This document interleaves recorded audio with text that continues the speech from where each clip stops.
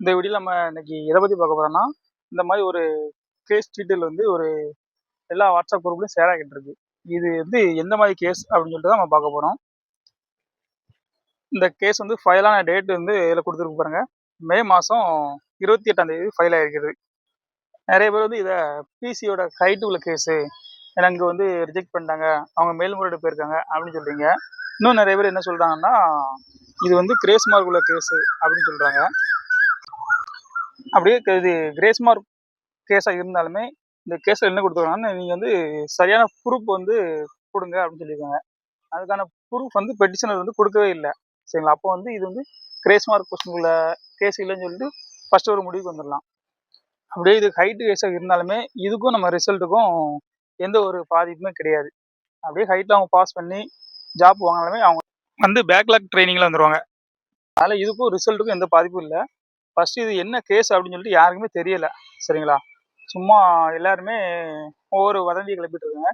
அதெல்லாம் எதுவும் நம்ப வேண்டாம். சரிங்களா? அடுத்ததா எஸ்ஐபிசி இந்த கேஸில் வந்து இன்னும் ஹியரிங்கே முடியாமல் இருக்குது. ஏன் அப்படின்னா, கவர்மெண்ட்டுக்கு அகேன்ஸ்டாக போடக்கூடிய எல்லா கேஸ்லையுமே வக்கீல் வந்து இன்னும் யாருமே ஆஜராகலை. சரிங்களா? நேற்று கூட நம்ம சொல்லியிருந்தோம் அது கேஸ் முடிய போகிற ஸ்டேஜில் இருக்குன்ட்டு. ஆனால் அதுக்கு பின்னாடி போய் பார்க்கும்போது கவர்மெண்ட் சைட்லேருந்து இன்னும் வக்கீல் யாருமே ஆஜராகாமல் இருக்காங்க.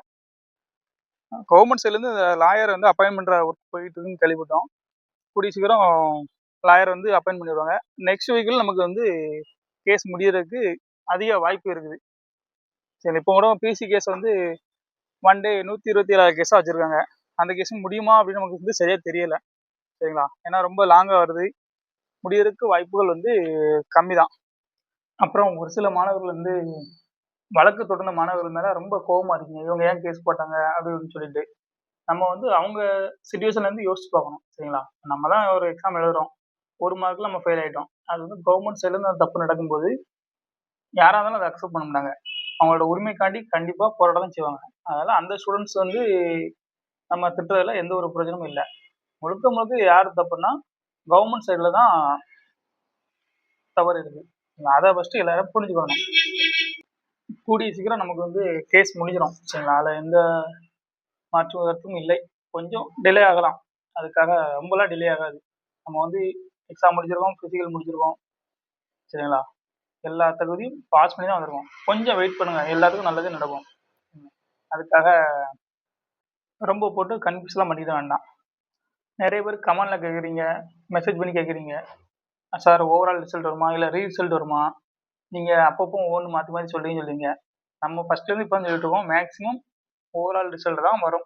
சரிங்களா? ஆனால் இவ்வளோ டிலே ஆக பார்க்கும்போது ரீரிசல்ட் வர்றதுக்கும் வாய்ப்புகள் கொஞ்சம் தான் இருக்குது. அதுக்காக ரீரிசல்ட் வரும் நம்ம கன்ஃபார்மாக சொல்ல முடியாது. நம்ம கன்ஃபார்ம் சொல்கிறது என்னென்னா ஓவரால் தான் வரும். சரிங்களா? அடுத்தடுத்த அப்டேட்டை சந்திப்போம்.